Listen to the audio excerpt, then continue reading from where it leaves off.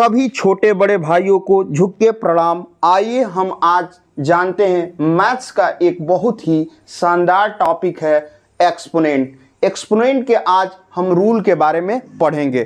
कुछ most important rule होता है जो कि एग्ज़ाम में पूछे जाते हैं। सारे रूल को एक एक करके हम समझते हैं कि इसका मतलब क्या होता है। एक्सपोनेंट का जो पहला रूल है बाबू, उसका फॉर्मूला ये है a की पावर m इंटू ए की पावर n। a की पावर m इंटू ए की पावर n के फॉर्मेट में क्वेश्चन रहेगा, उसको हम लिख सकते हैं बाबू a की पावर m प्लस n। ये जो होता है उसको हम क्या बोलते हैं बाबू? बेस बोलते हैं। क्या बोलते हैं बाबू? बेस बोलते हैं। और जो ऊपर वाला होता है उसको पावर बोलते हैं और उसी को एक्सपोनेंट के नाम से भी जाना जाता है। तो पहला फॉर्मूला क्या है बाबू? a की पावर m इंटू ए की पावर n रहेगा, तो हम लिख सकते हैं a की पावर m प्लस n। क्या लिख सकते हैं? a की पावर m प्लस n लिख सकते हैं। सेकंड जो फॉर्मूला है, पहले वाले का मैं एग्जाम्पल आपको क्लियर करता चलता हूं। a की पावर m इंटू ए की पावर n इक्वल्स टू ए की पावर m प्लस n।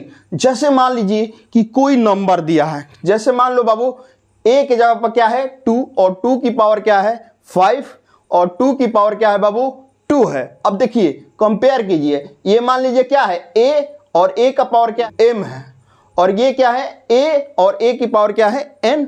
और फॉर्मूला पढ़ के आ रहे हैं हम लोग, a की पावर m इंटू ए की पावर n होगा, तो इसको हम लिख सकते हैं a की पावर m प्लस n।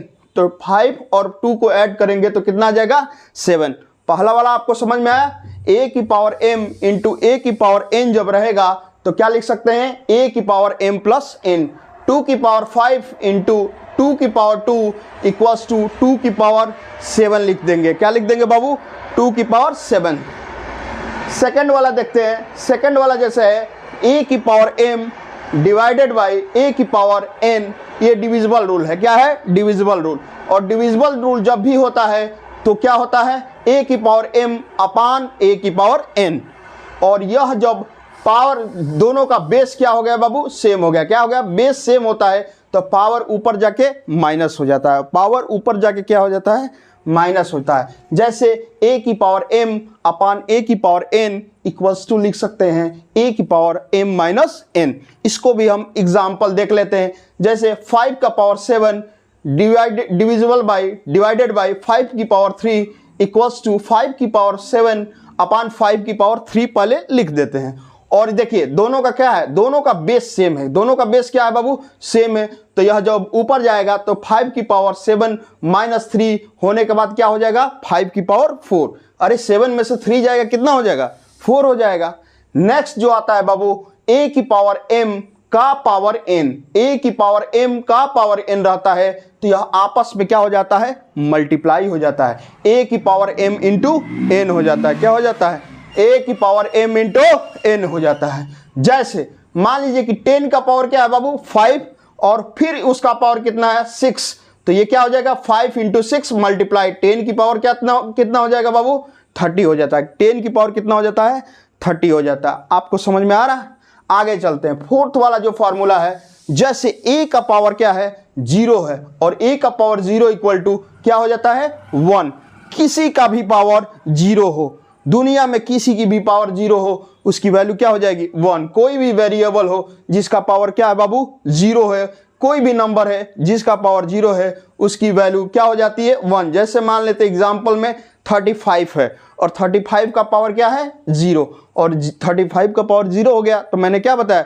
इसकी वैल्यू क्या हो जाएगी बाबू? 1। अक्सर एग्जाम में ये क्वेश्चन पूछा जाता है फंसाने के लिए। आपको समझ में नहीं आएगा, आप 0 कर देते। बच्चे यहाँ पर क्या गलती करते हैं? a की पावर 0 है तो 0 वैल्यू हो जाएगा। ऐसा कुछ नहीं है, आप गलती नहीं करेंगे। एग्जाम में आपको गलती नहीं करना है, क्योंकि a की पावर 0 इक्वल टू क्या होता है बाबू?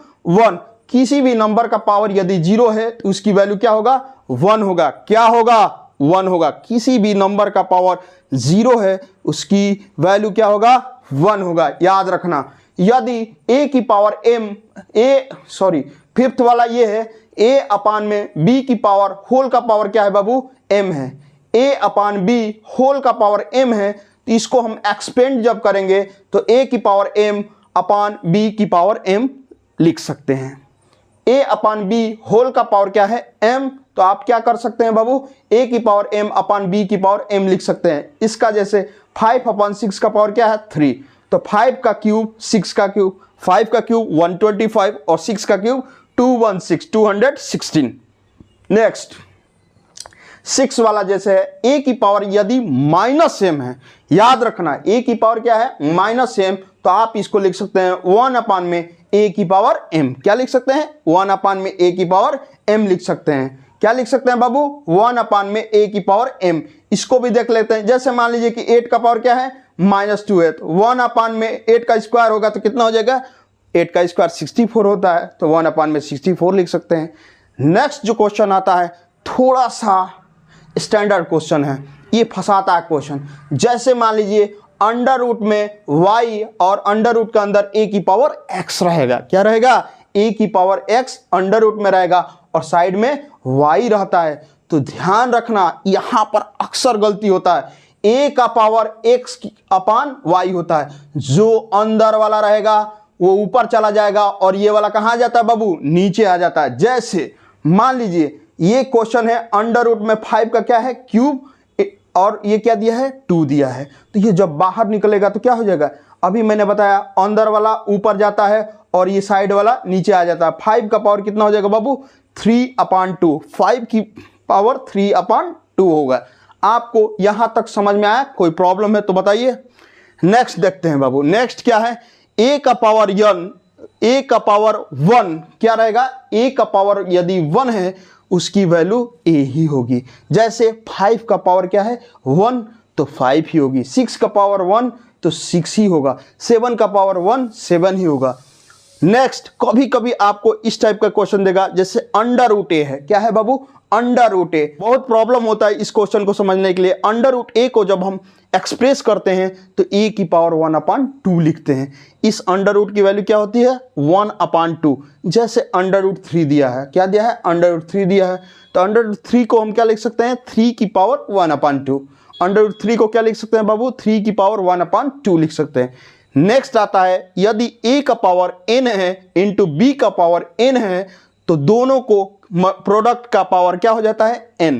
a की पावर n इंटू b की power n equal to ab की पावर क्या हो जाएगा बाबू n हो जाएगा। ab का पावर क्या हो जाता है n हो जाता है। जैसे 2 का स्क्वायर इंटू 3 का स्क्वायर है, तो 2 इंटू 3 दोनों का क्या स्क्वायर, क्योंकि दोनों का पावर क्या है सेम है, तो 2 इंटू 3 6 और 6 का स्क्वायर 36 हो जाएगा।